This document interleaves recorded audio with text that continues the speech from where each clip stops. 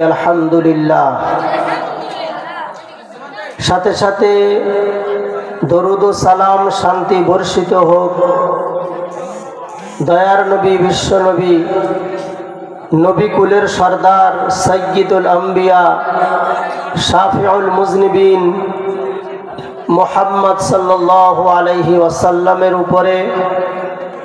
বাস্তবেই আল্লাহ তাআলা যে নবীর মাধ্যমে আমাদের কাছে সত্য এবং মিথ্যা, হক এবং বাতিল, জায়েজ এবং নাজায়েজ, এক কথায় মুসলিম হিসাবে আমাদের কি করণীয় আর কি বর্জনীয়, এই সমূহ বিধিবিধান, রীতিনীতি, তর তরিকা যে নবীর মাধ্যমে আমরা পেয়েছি তার নাম মুহাম্মদ সাল্লাল্লাহু আলাইহি ওয়াসাল্লাম। আল্লাহুম্মা সাল্লি আলাইহি, আল্লাহুম্মা বারিক আলাইহি। আজকের এই খুবই আনন্দের বিষয় যে স্কুলের সারা বছর পঠন পাঠনের পরে তাদের রেজাল্ট এবং তাদের উন্নতি এবং অগ্রগতির দিকে লক্ষ্য করে স্কুল কর্তৃপক্ষদের পক্ষ থেকে এই যে সভা আয়োজন করা হয়েছে, এজন্য এটা কোনো সাধারণ সভা নয়। আমি মনে করি যে আমরা যে কজনই এখানে উপস্থিত থাকি না কেন, এটা কোনো সাধারণ অন্যান্য গ্রাম অথবা ক্লাব পরিচালিত সভার মতো কিন্তু এটা সভা নয়। এর একটা আলাদা গুরুত্ব আছে, যদিও বা আমরা সেই গুরুত্ব হয়তো দেই না, কিন্তু এই সভার অনেক গুরুত্ব আছে আমাদের সমাজে। এটা অত্যন্ত প্রয়োজনীয় সভা। আমি যখন থেকে আসলাম, আমাদের আব্দুল্লাহ ডালটন ভাই বিভিন্ন বিষয়ের উপরে তিনি আলোকপাত করছিলেন ছাত্রছাত্রীদের ভবিষ্যতের বিষয় নিয়ে। তো আমি এজন্যই বললাম এ সভা অত্যন্ত গুরুত্বপূর্ণ। তো ইনশাআল্লাহ চেষ্টা করব এই সংক্ষিপ্ত সময়ে কিছু মূল বিষয়ে, যেটা আমাদের অতীব প্রয়োজনীয় জিনিস, সে বিষয়ে আলোচনা করার জন্য। আমি কোরআনে কারীম থেকে একটি আয়াত তেলাওয়াত করেছি যে আল্লাহ তাআলা তিনি নিজেই বলছেন, আমি মানব জাতির যে সূচনা করেছি শিক্ষা দিয়ে। এটা আমরা সকলেই জানি যে আমাদের কোরআনের প্রথম আয়াত শিক্ষা সম্পর্কে আলোচনা করা হয়েছে, কিন্তু এটাও মনে রাখতে হবে মানব জাতির সূচনা হয়েছিল শিক্ষা দিয়ে, যেটা আল্লাহ কোরআনেই বলেছেন, ওয়া আল্লামা আদমাল আসমাআ কুল্লাহা।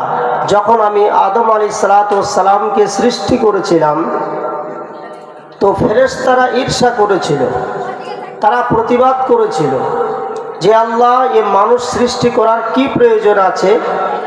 এরা দুনিয়াতে যাবে, ফিতনা ফাসাদ করবে, এরা খুন খারাপি করবে, মারপিট করবে, এ জাতীয় কথাগুলো বলে ফেরেশতারা কিন্তু আল্লাহর সামনে আমাদের বিরুদ্ধে অভিযোগ তুলেছিল।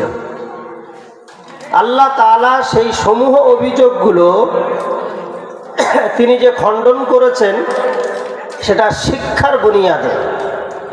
আল্লাহ ফেরেশতাদেরকে বললেন, দেখো আমি আদমকে সৃষ্টি করেছি, এর ভিতরে যে কি রহস্য আছে সেটা তোমরা তা জানো না। ওয়া আল্লামা আদমাল আসমা, আমি আদম আলাইহিস সালামকে সমস্ত জিনিসের নাম তাকে শিখিয়ে দিয়েছিলাম। তো এই যে ইলম, এই যে শিক্ষা আল্লাহ আদমকে দিয়েছিলেন, যে শিক্ষা তিনি ফেরেশতাদেরকে দেননি, এই শিক্ষার জন্যই আল্লাহ বলেছিলেন, ইন্নী আ'লামু মা লা তা'লামুন, আমি যা জানি তোমরা তা জানো না।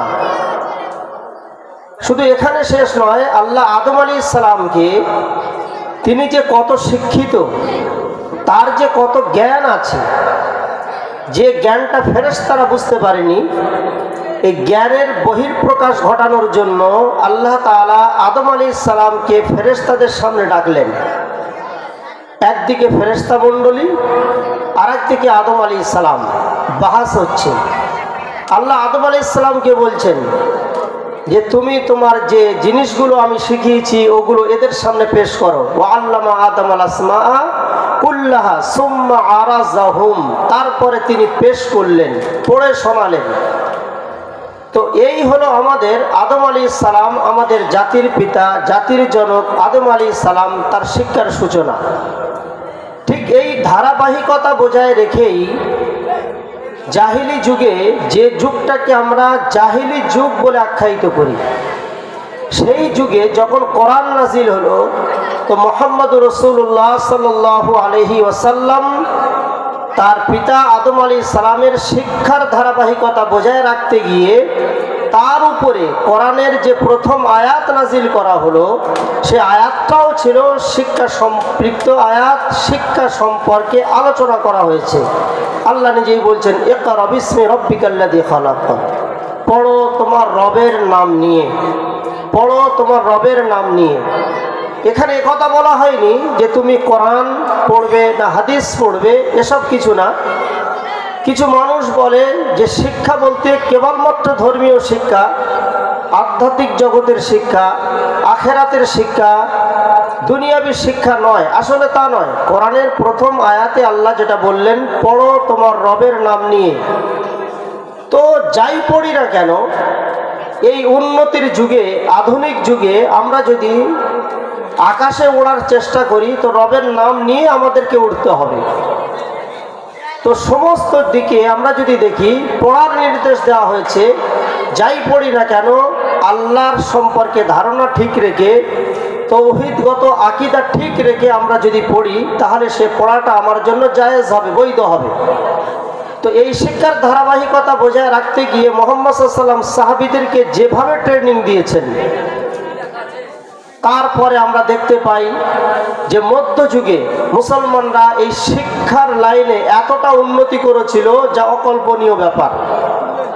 আপনারা জানেন যে চিকিৎসা বিজ্ঞানের জনক যাকে বলা হয়, এই অ্যালোপ্যাথিক চিকিৎসা, হোমিওপ্যাথিক চিকিৎসা, যাই বলি না কেন, বা সার্জারি, হসপিটাল যে সিস্টেমটা, এক কথায় মধ্যযুগে চিকিৎসা বিদ্যার জনক যাকে বলা হয়, তিনি একজন মুসলিম বৈজ্ঞানিক ছিলেন, চিকিৎসাবিদ ছিলেন, যার নাম ছিল আলী ইবনে সিনা। তার নামে অনেক বইও মার্কেটে আছে, কিন্তু বড় আফসোসের বিষয়, যখন ভাষা পরিবর্তন হলো, তো আলী ইবনে সিনার নামটা আজও পর্যন্ত আফ্রিকা মহাদেশে তাদের পাতায় পাতায় লেখা আছে, কিন্তু অভিসেনা হিসাবে লেখা হয়েছে। ফলে আজ আমরা মুসলমানরা বুঝতেই পারি না যে আলী ইবনে সিনা তিনি শিক্ষার জগতে কতটা তার অবদান তিনি রেখে গিয়েছেন। অথচ আমরা আলী ইবনে সিনার জীবনী বা তার ইতিহাস যদি আমরা খুঁজে দেখি, তো তিনি মাত্র 11 বছর বয়সে কোরআনের হাফেজ হয়ে গিয়েছিলেন, মাত্র 11 বছর বয়সে। তাহলে সে যুগে এমন ছাত্র তৈরি করা হতো মাদ্রাসা বা স্কুল থেকে, যে 11 বছর বয়সে হাফেজ হওয়ার সাথে সাথে সে আবার গবেষণার লাইনে এত সুন্দর গবেষণা তিনি রেখে গিয়েছেন, যে আজকে তিনি আমাদের কাছে, বিশ্ববাসীর কাছে চিরস্মরণীয়। এভাবে আমরা জানেন যে একটা ছোট্ট বালক, মুসলমানদের একটা বাচ্চা, সে কিছু ছাগল নিয়ে মাঠে চড়াতে গিয়েছিল। আজ থেকে প্রায় 350 বছর পূর্বে সে ছাগল চড়াতে গিয়ে তার ছাগল কিছু জঙ্গলি ফল সে খেয়ে ফেলেছিল। তো খাওয়ার সাথে সাথে ছাগলগুলো সারা রাত কিন্তু তারা আর বসেনি, তারা ছটফট করতে করতে রাত কাটিয়ে দিয়েছিল। ও বালক, তাদের ছেলেগুলো কেমন ছিল সে যুগের গবেষক, আর আজকের আমাদের ছেলে কেমন, একটু তুলনামূলকভাবে বোঝার চেষ্টা করি। সে ছাগল চড়াচ্ছে, একজন রাখাল, তার ছাগল যে ফলটা খেয়েছে, ও সেটা ফলও রেখেছে যে এটা কি ফল। ও সেই ফলগুলো বাড়িতে নিয়ে রাত্রেবেলা ভিজিয়ে দেয়। সকালে উঠে সেই পানিটা যখন খায়, তো ও দেখলো হ্যাঁ, এর মধ্যে একটা তেজ এবং গরম একটা হিট আছে। তো আবিষ্কার হয়ে গেল, সেই ফল থেকে কফি আবিষ্কার হলো। তারপরে সেই বিজনেসটা প্রথম ধরে নিল আফ্রিকা, আবার আস্তে আস্তে এশিয়া মহাদেশে ছড়িয়ে পড়ল।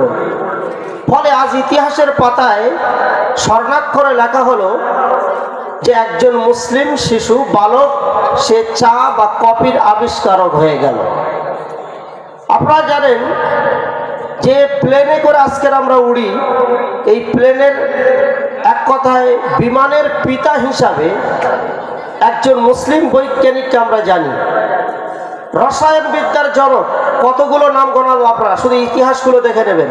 রসায়নবিদ্যার জনক একজন মারাত্মক মুসলিম, বড় খুব উন্নত মানের ফ্যামিলির ছেলে।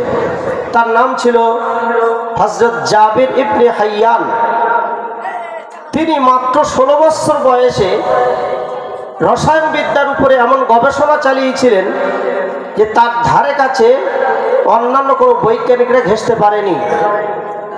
তো অনেক জায়গাতে আমাদের মুসলিম বৈজ্ঞানিকরা তারা বহু অবদান রেখেছে মধ্যযুগে। তারা এই প্রেরণা, এই উদ্দীপনা, এই উৎসাহ এটা পেয়েছে কোথায় থেকে? যদি আমরা দেখি তো এ সমস্ত মধ্যযুগে যে কারনামা, যে আবিষ্কারগুলো তারা করে গিয়েছেন, এ সমস্ত কিছু পেয়েছেন মুহাম্মদ রাসূলুল্লাহ সাল্লাল্লাহু আলাইহি ওয়াসাল্লামের জীবনী থেকে। লাকাদ কানা লাকুম ফি রাসূলিল্লাহি উসওয়াতুন হাসানা। আমার পূর্বে আমাদের নসরুল বারী ভাই বলছিলেন বাস্তব কথাটা, যে ছাত্র কেমন করে তৈরি করতে হবে তা মুহাম্মদ রাসূলুল্লাহর জীবনী থেকে আমাদেরকে শিখতে হবে, তার সুন্নাত থেকে আমাদেরকে সেটা গ্রহণ করতে হবে।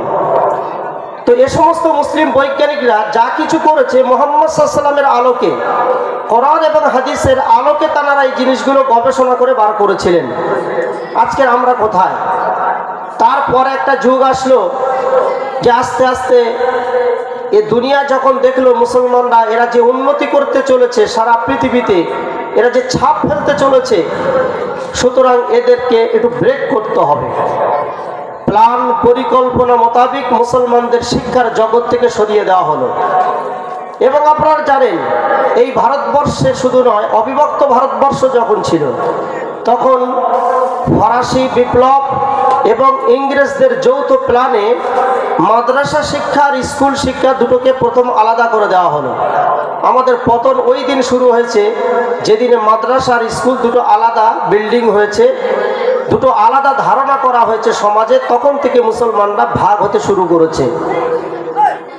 একটু আগে যে যুগের কথা আলোচনা করলাম, যে জাবির ইবনে হাইয়ান অথবা ইবনে খালদুন অথবা ইবনে বাতুতা অথবা যাদের নাম নিলাম আলী ইবনে সিনা, এনারা যে স্কুলে পড়াশোনা করেছেন অথবা মাদ্রাসা বলি, ওই একই টেবিলে কোরআনের হাফেজ হয়েছেন আর ওখান থেকে আবার গবেষণার জন্য কলম ধরেছেন। কিন্তু ইংরেজরা দেখলো যে এই সিস্টেমটা যদি চালু থাকে মুসলিম সমাজে, তাহলে আস্তে আস্তে আমরা পিছিয়ে পড়ব, মুসলমানরা আগে যাবে। তো এদেরকে পিছিয়ে দেওয়ার জন্য মাদ্রাসা একটা সিস্টেম আলাদা, স্কুল আলাদা। এখন এমন একটা সমস্যা তৈরি হয়েছে আমাদের, আমরা দেখছি যে একটা স্কুল পড়া ছাত্র সে মাধ্যমিক পাশ করছে, মাধ্যমিক পাশ করার পরে সে সূরা ফাতিহা খুব ভালো করে পড়তে জানে না। এটা বড় আফসোসের বিষয়, শুধু মিলিয়ে নেবেন। মাধ্যমিক পড়া ছাত্র 10 বছর স্কুলে সময় দিয়েছে, ভালো করে সূরা ফাতিহা জানে না।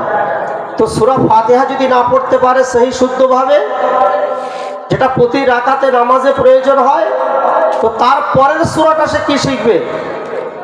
এই যে দুর্বলতা, এটা শুধু স্কুল ছাত্রদের ভিতরে নয়, এর পাশাপাশি যেটা মাদ্রাসা বলে আমরা সমাজে জানি, যেখানে কোরআন এবং হাদিসের ক্লাস করানো হয়, ওখানে আবার 10 বছর পড়া ছাত্র সে আলেমিয়াত পাস করছে আর প্ল্যাটফর্মের টিকিটে কি লেখা রয়েছে ও নিজেই পড়তে পারছে না। তার মানে আধুনিক শিক্ষায় ইংরেজিতে এতটাই দুর্বল যে একটা আলেম তার মাথায় টুপি, মুখে দাড়ি, কিন্তু প্ল্যাটফর্মের টিকিটটা সে ভালো করে পড়তে পারছে না। এই যে দূরত্ব স্কুল আর মাদ্রাসা, আজকের একজন উকিল, একজন লয়ার অথবা ব্যারিস্টার যেই হোক, মসজিদে নামাজ পড়তে গিয়েছে, ইমাম সাহেব নেই, তো উনি এতটুকু ওনার কোরআন হাদিসের জ্ঞান নেই বা সূরা মুখস্থ নেই যে উনি ইমামতি করবেন, এক ওয়াক্তের ইমামতি করবেন, ক্ষমতা নেই। অথচ সে আধুনিক শিক্ষায় এতটা শিক্ষিত যে একজন লয়ার, সে বিচার করে, সে বিচারপতি, তার সম্মান আমি সম্মানের জায়গা রেখে বলছি, সে অ্যারাবিক লাইনে এতটাই দুর্বল ধর্মীয় ব্যাপারে যে এক ওয়াক্ত নামাজ ইমাম সাহেবের অনুপস্থিতিতে পড়াবার তার যোগ্যতা নেই। এ যোগ্যতা হারিয়ে ফেললো কবে থেকে সে। আবার এদিকে আমরা দেখতে পাচ্ছি একজন আলেম, তিনি কোনো একটা বিচারে অথবা দুনিয়াবি ব্যাপারে রাজনৈতিক প্ল্যাটফর্মে সে সামান্যতম নেতৃত্ব দেওয়ার ভূমিকা পালন করতে পারছে না। সে কেন এরকম হয়ে গেল? তাহলে প্রয়োজন আমাদের একটা সমন্বয়।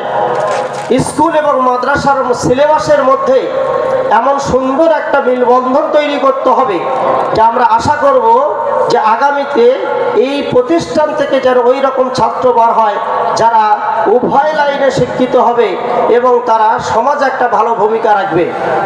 আপনারা জানেন মাওলানা আবুল কালাম আজাদ কে ছিলেন? এই ভারতবর্ষের প্রথম শিক্ষামন্ত্রী ছিলেন। এটা কল্পনা করা যায় না। যদি আমরা এরকম সময় ভাবি যে তার আবুল কালাম আজাদের নামের আগে মাওলানা, মাত্র বলুন 50 বছর আগে এরকম প্রতিষ্ঠান যদি থাকে যে যেখান থেকে পাশ করা একজন মাওলানা সে এত বিশাল দেশের শিক্ষামন্ত্রী পদে বসতে পারে, এখন পারবে না কেন? এখন পারছে না কেন? এখন মাওলানা মানেই ছোঁয়াচে ভাব। মাওলানা যদি একটা বুথের নেতৃত্ব দিতে যায় তো জনগণ তখন বলে এই মাওলানার কাজ নয়। তাহলে আমরা আমাদের দায়িত্ব থেকে এতটা সরিয়ে নিয়েছি, অন্যান্য প্ল্যাটফর্ম থেকে আলেম ওলামারা এমনভাবে সরে গিয়েছে যে আর এদেরকে সে জায়গা দেওয়া হয় না। আপনি কল্পনা করুন, মাওলানা শওকত আলী, মাওলানা মোহাম্মদ আলী ভারতবর্ষ স্বাধীন করার জন্য ব্রিটেনের পার্লামেন্টে গিয়ে দীর্ঘ 4 ঘন্টা একাধিক ক্রমে ইংরেজি ভাষা লেকচার দিলেন। অথচ অবাক লাগে তারা মাওলানা, কিন্তু ভারত স্বাধীন করার জন্য বিদেশের পার্লামেন্টে গিয়ে তারা ইংরেজি ভাষণ যদি দিতে পারেন তাহলে ও মাওলানা আর আমাদের সমাজে আমাদের প্রতিষ্ঠান থেকে বার হচ্ছে না কেন? যাদের নামের আগে থাকবে মাওলানা তারা হবে আবার ভারতবর্ষ পরিচালনা করার জন্য তারা অগ্রণী ভূমিকা পালন করবে। সে আলেম সে হাফেজ গেল কোথায়? আপনারা জানেন কলকাতা সংলগ্ন উত্তর 24 পরগনা বাঁশের কেল্লা তৈরি করে বীর বিক্রম ইংরেজদের বিরুদ্ধে যুদ্ধ করে যিনি একসময় শহীদ হয়েছেন মীর নিসার আলী, যাকে তিতুমির বলে আমরা জানি। তিতুমির আজকের কজন জানে তিতুমির? তিনি কোরআনের হাফেজ ছিলেন। পুরো কমপ্লিট 30 পারা কোরআন তার মুখস্থ ছিল। অল্প বয়সে কোরআন মুখস্থ করেছেন। তার গ্রামে আমি জলসাও করে এসেছি। তো মীর নিসার আলী তিনি হাফেজ, তিনি তারাবি পড়াতেন, তিনি সকাল সন্ধ্যা কোরআন পড়তেন। এমন একজন হাফেজে কোরআন যদি ইংরেজদের বিরুদ্ধে নিজের দেশ স্বাধীন করার জন্য স্বাধীনতা সংগ্রামী হিসাবে আজকের স্বর্ণাক্ষরে ইতিহাসের পাতায় তার নাম লেখা হয়, তাহলে ও হাফেজ আজ গেল কোথায়? এখন আমাদের হাফেজ এটা কল্পনা করা যায় না যারা নিজের দেশ সম্পর্কে কিছু ভাববে। এজন্য আমাদের পিছিয়ে দেওয়ার জন্য আমরা ছিলাম অনেক আগিয়ে। আমরাই দেশ স্বাধীন করার পরে দেশ পরিচালনার ক্ষেত্রে আমরা মারাত্মক ভূমিকা পালন করেছি। কিন্তু আজকের আমাদেরকে সুকৌশলে এই 70 বছরে আমাদেরকে যে পিছিয়ে দেওয়া হয়েছে মুসলিম সমাজকে, এটা সুকৌশলে একসঙ্গে নয়, ধীরে ধীরে ধীরে ধীরে আমাদেরকে পিছিয়ে দেওয়া হয়েছে। আর সেটা শিক্ষার সবচাইতে বড় সমস্যা যে সিলেবাসগত সমস্যা। স্কুলের সিলেবাস, মাদ্রাসার সিলেবাস, এই দুটো সিলেবাসকে এমন আলাদা করা হয়েছে যে আপনি ভাবতে পারবেন না। আবার যদি আমরা আমাদের শেখ ইসহাক মাদানী সাহেব যে চিন্তা ভাবনা নিয়ে এই গ্রিন মডেল স্কুল তিনি তৈরি করেছেন, এভাবে যদি পাড়ায় পাড়ায় স্কুল তৈরি হয় যে সমন্বয় শিক্ষা এখান থেকে দেওয়া হবে, সে দুই ধরনের শিক্ষা এখান থেকে নিতে পারবে, তো ইনশাল্লাহ আশা করা যায় যে ক্ষতি আমাদের দ্বারা হয়েছে তার কিছুটা পূরণ হবে, এটা আমরা আশা করতে পারি। আমি আমাদের যখন বাংলাদেশ আমাদের সাথে ছিল, ফরিদপুর বলে একটা জায়গা ছিল, জানেন, বিখ্যাত একটা এলাকা ফরিদপুর। ওখানে একজন ব্যক্তির জন্ম হয়েছিল, তার নাম ছিল হাজি শরিয়তুল্লাহ। যুবক ছেলে, 18 বছর মাত্র বয়স। 18 বছর বয়সে উনি হজ করতে গিয়েছিলেন। ফিকিরটা দেখুন, চিন্তাধারা। এই চিন্তার বিকাশ যখন ঘটবে তখন ভালো ছাত্র তৈরি হবে। আমরা যদি ছাত্রদের ভিতরে তার চিন্তার বিকাশ ঘটাতে পারি তাহলে ও আস্তে আস্তে বিকশিত হবে, সমাজ আস্তে আস্তে সে হাত পা ছড়াবে এবং অনেক কিছু স্বপ্ন দেখবে। আমরা তাদের যেমন স্বপ্ন দেখাবো তারা তেমন স্বপ্ন তারা দেখবে। তো হাজী শরিয়তুল্লাহ 18 বছরের ছেলে, আর এখনকার 18 বছরের ছেলে কি ভাবতে পারে? ও নিজেকে মনে করে আমি এখনো শিশু আছি, আমার বয়স অল্প, আরেকটু বড় হই তারপরে চিন্তা ভাবনা করবো। না, যারা কিছু করেছে দেশের জন্য তাদের দিকে যদি আমরা লক্ষ্য করি, তাদের জীবনীগুলি যদি পড়াশোনা করি তো আমাদের মধ্যে একটা উদ্দীপনার সৃষ্টি হবে। 18 বছর বয়সে হজ করতে গেলেন, ওখানে কোরআন এবং হাদিসের এমন দার্স নিলেন। তখন ছিলেন আরবে, দার্স দিচ্ছিলেন মাওলানা আব্দুল ওহাব আন-নাজদি, সৈয়দ জামালউদ্দিন আফগানি। এই দুই জোড়াকে আরবে সবাই বলতো রাইসান জাইমান, দুই মহান লিডার। তো দুই মহান লিডার আরব থেকে এমন নেতৃত্ব দিয়েছিল এনারা যে নাজদ প্রদেশ অল্প দিনের মধ্যে দখল করলেন এবং তুর্কি হুকুমতকে উৎখাত করে ফেলে দিলেন। ঠিক সেই পিরিয়ডে আমাদের বাংলা থেকে শরিয়তুল্লাহ সাহেব ওখানে পৌঁছে গেলেন। তো আব্দুল ওহাব নাজদির কাছ থেকে হাদিসের শিক্ষা নেওয়ার পরে ওনার এতটা ভালো লেগেছিল, উনি হানাফি মাযহাব ত্যাগ করলেন। ত্যাগ করার পরে উনি বললেন যে আমি কোরআন এবং হাদিসের একজন গবেষক হতে চাই। তো 1 বছর 2 বছর নয়, আবার 18 বছর সময় আরবে দিলেন, অর্থাৎ 18 দুগুণে 36 বছর বয়স হয়ে গেল। দার্স নিতে নিতে, শিক্ষা অর্জন করতে করতে 36 বছর বয়সে ওখান থেকে ফিরে যখন উনি ভারতে ফিরলেন, তো ফেরার পরে ভারতের পরিবেশটা উনি খুব ভালো করে দেখলেন যে মানুষ ফরজ ইবাদত থেকে দূরে, ফরজ নামাজ ঠিক মতো পড়ে না, রমজান মাস আসলে ফরজ রোজা রাখে না, হজ ফরজ হলে হজ করে না, এক কথায় ফরজ ইবাদত মানুষ করে না। উনি ফরজ ইবাদতের দিকে মানুষদেরকে আকর্ষণ করার জন্য উনি একটা আন্দোলন, একটা সংগঠন তৈরি করেছিলেন, যে সংগঠনটার নাম উনি দিয়েছিলেন ফারায়েজি আন্দোলন। আজকের 9, 10, ক্লাস 11, 12-এর ছাত্ররা এই ইতিহাস না পড়ে মনে হয় তারা পৃষ্ঠা উল্টায় না, যে ফারায়েজি আন্দোলন যার প্রবক্তা ছিলেন হাজী শরিয়তুল্লাহ। তো ফারায়েজি আন্দোলন ছোট্ট আকারে ফরিদপুর গ্রামে তৈরি করলেন। উদ্দেশ্য মানুষদেরকে দাওয়াতি কাজের মাধ্যমে ফরজ ইবাদতের দিকে ধাবিত করা। চলতে চলতে উনি যখন আরেকটু বড় হলেন তখন ইংরেজদের বিরুদ্ধে জেহাদ ঘোষণা হয়ে গেল যে ভারতবর্ষে ইংরেজদের গোলাম হয়ে গিয়েছে মুসলমানরা, ভারতবাসীরা, এদেরকে মুক্ত করতে হবে। উনি সেই ফারায়েজি আন্দোলনটা সংগ্রামী আন্দোলনে রূপান্তর করে দিলেন এবং উনি শেষ সময় পর্যন্ত ওনার সেই ফারায়েজি আন্দোলন, তার যারা কর্মীরা ছিল তারা ইংরেজদের বিরুদ্ধে বীর বিক্রমে যুদ্ধ করলেন এবং অসংখ্য তার বাহিনী তারা শহীদ হয়েছিল। তাহলে ও হাজী সাহেব কোথায় গেল? যার চিন্তাধারা একটা হাদিসের গবেষণা থেকে শুরু হয়, আরব পর্যন্ত পৌঁছে যায়, আর ওখানকার নাজদ বিপ্লব নামে যে সংগঠন তৈরি হলো, ওয়াহাবি সংগঠন, এরা যাদেরকে বলে গালি দেয় দিক, কিন্তু ওয়াহাবি সংগঠন একটা মারাত্মক সংগঠন যা আরবকে পাল্টে দিয়েছিল।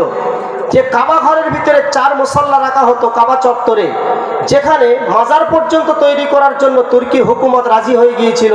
এই তুর্কি হানাফি হুকুমতকে উৎখাত করে ফেলেছিল যে শক্তি, তার নাম ছিল ওয়াহাবি অথবা মোহাম্মদ বিন আব্দুল ওহাব আন-নাজদি এবং সৈয়দ জামালউদ্দিন আফগানি।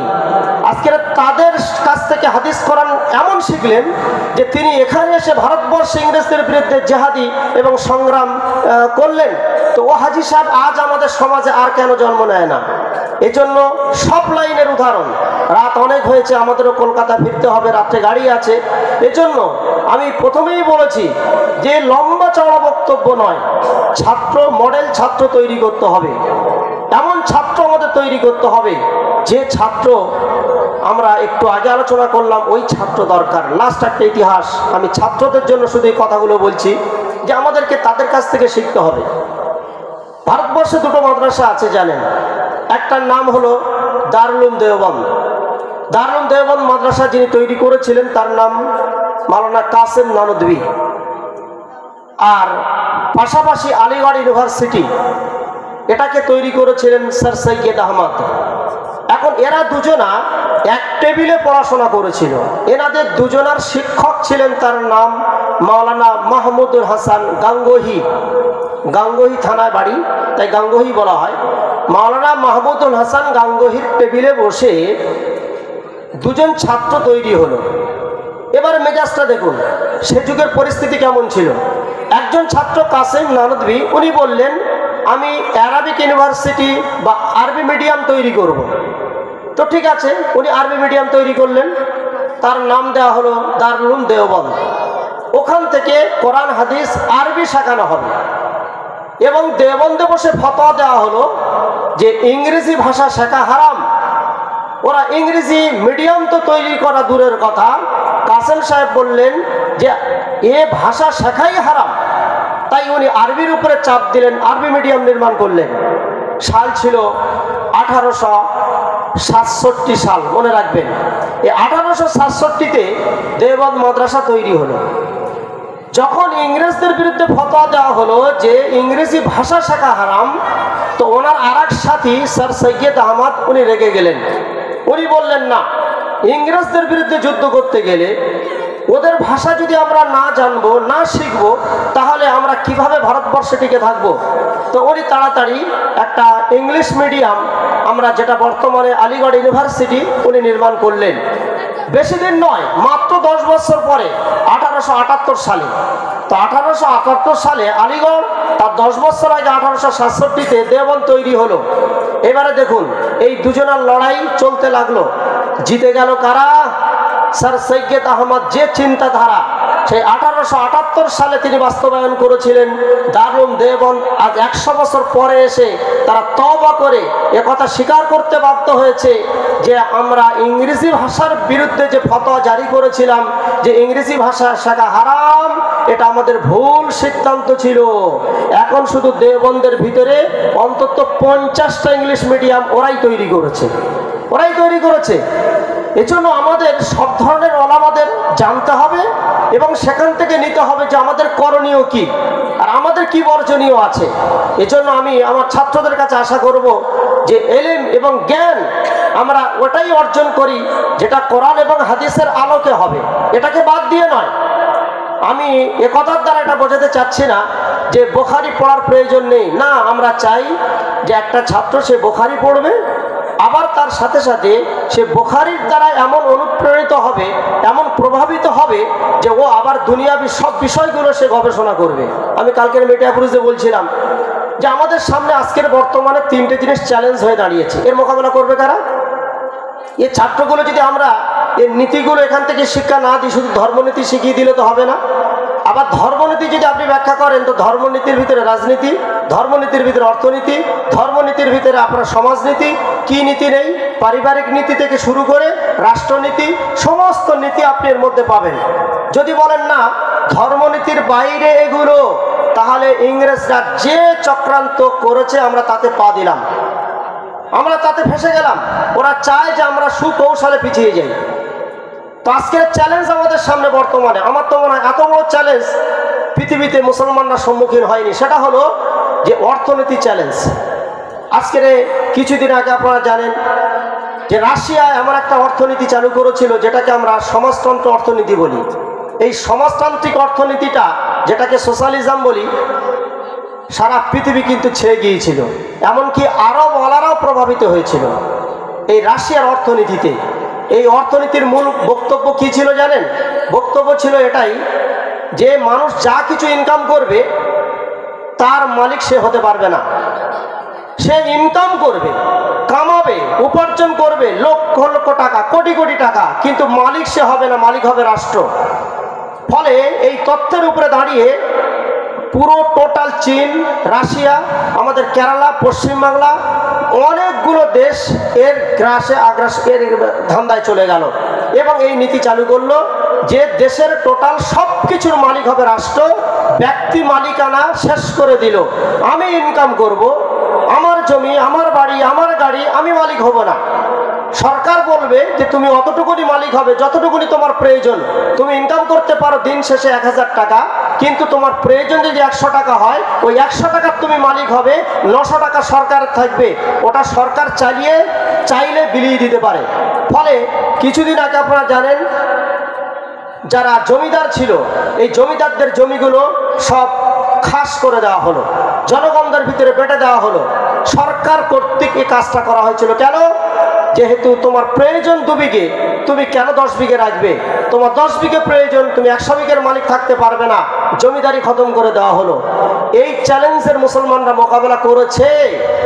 ফলে আজকের রাশিয়া থেকে শুধু বিদায় নেয়নি, আর কয়েকটা জায়গায় মাত্র আছে। কিন্তু তার থেকে বড় বালা মুসিবত এখন আমাদের সামনে এসছে, সেটা হলো আরেকটা চ্যালেঞ্জ, সেটা হলো পুঁজিবাদী চ্যালেঞ্জ। এখন যে অর্থনীতিটা চলছে আপনারা জানেন, পুঁজিবাদী অর্থনীতি। সারা পৃথিবীর আমার মনে হয় অধিকাংশ দেশে পুঁজিবাদী নীতি এখন চালু হয়ে গিয়েছে, যেটা ক্যাপিটালিজম বলা হয়। এই ক্যাপিটালিজম বা পুঁজিবাদী নীতির মূল বক্তব্যটা কি? ঠিক সোশ্যালিজমের উল্টোটা। সেটা হলো যে ব্যক্তি তার সম্পদের মালিক হবে, জমি জায়গার মালিক হবে, এমন মালিক হবে, এত বেশি মালিকানা দিয়েছে যে তার সম্পদের ভিতরে সমাজে যদি একটা গরিব মানুষ থাকে তো 1 টাকাও পাবে না। একে বঞ্চিত করে ও মালিক হবে। একজন মানুষের রক্ত শোষণ করে আরেকজন বড়লোক হবে, এত বেশি মালিকানা পাওয়ার দিয়েছে এই পুঁজিবাদী বা ক্যাপিটালিজমওয়ালারা। ফলে আপনি দেখতে পাচ্ছেন এই অর্থনীতিটা সারা পৃথিবীতে বেশি চালু হয়ে যাওয়ার কারণে আজকের এই মানুষ সুদের সঙ্গে জড়িয়ে গিয়েছে। এই সুদি ব্যবস্থাপনায় একটা গ্রামে দেখবেন 5 জন মানুষের কাছে পুরো গ্রামের অর্থগুলো জমা হয়ে যাচ্ছে সুদের মাধ্যমে। মাঝখানে কোনো বিজনেস নেই। আমি আপনার কাছে 10টা টাকা দিলাম, তার পরিবর্তে আপনি আমাকে একটা কলম দিয়েছেন, তাহলে এটা তো পণ্যের বিপক্ষে একটা টাকা লেনদেন হলো। কিন্তু আরেকটা হলো 10টা টাকা আপনাকে দেবো, আর এই 10 টাকা দেওয়ার পরে নেওয়ার সময় আপনার কাছে আমি 12টা টাকা নেবো, 2 টাকা বেশি। এইভাবে 2 টাকা 5 টাকা করে টাকা দিয়ে টাকা টানা হচ্ছে। এখন এটা কারা করবে? পুঁজিবাদীরা করবে।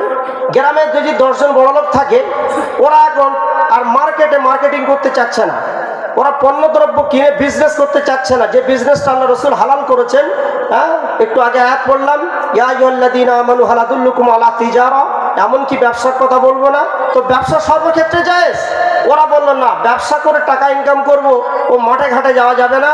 টাকা দিয়ে টাকা টানার সিস্টেম চালু করলো পুঁজিবাদীরা।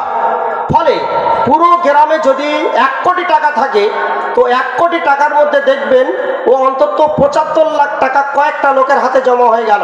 আর বাকি টাকা দিয়ে এতগুলো গ্রামের মানুষের সমস্যাটা অনেক, তার খিদে অনেক, সে মেটাবে কি করে? এভাবে আপনি একটা দেশের কথা ভাবুন, পুরো দেশকে একটা পুঁজিবাদী এই সুদি সিস্টেম নষ্ট করে দিচ্ছে। পুরো দেশের 80% সম্পদ কয়েকটা পুঁজিবাদীর হাতে চলে গিয়েছে, কোম্পানির হাতে। এখন বাকি মানুষগুলো গরিব থেকে গরিব হয়ে যাচ্ছে, আর যারা পুঁজিবাদী তারা আস্তে আস্তে বড়লোক হয়ে যাচ্ছে।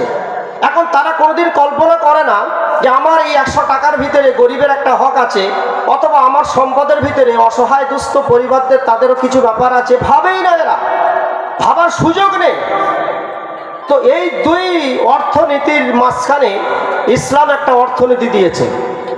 এখন এই অর্থনীতিটা আমরা তাদের বিপক্ষে যদি জানা বোঝা এবং এটাকে বলিষ্ঠ কণ্ঠে দলিল সহকারে সমাজকে না বোঝাতে পারি, তাহলে কেবলমাত্র নামাজ রোজা দিয়ে আপনি সমাজ পরিবর্তন করতে পারবেন না। ইসলাম একটা অর্থনীতি 2 মাঝখানে এসে সমন্বয় করলো, যে না পুঁজিবাদী চলবে আর না সোশ্যালিজম চলবে কি ইসলামী অর্থনীতি। ইসলামী অর্থনীতির মূল বক্তব্যটা কি? বক্তব্য হলো যে কমিউনিস্টদের মতো, লেনিন কার্ল মার্কসের নীতির মতো তোমাকে একেবারে সর্বহারা হয়ে যেতে হবে না, আর পুঁজিবাদীর মতো মালিক হয়ে যেতে হবে না। তুমি তোমার টাকা তুমি রোজগার করো, তুমি ইনকাম করো, তুমি বড় লোক হও, কিন্তু তোমার টাকার প্রতি 100 টাকার ভিতরে 2.5টা টাকা এই গরিবের হক আছে, আর 1025 টাকা এইভাবে হিসাব করে তুমি শতকরা 2.5%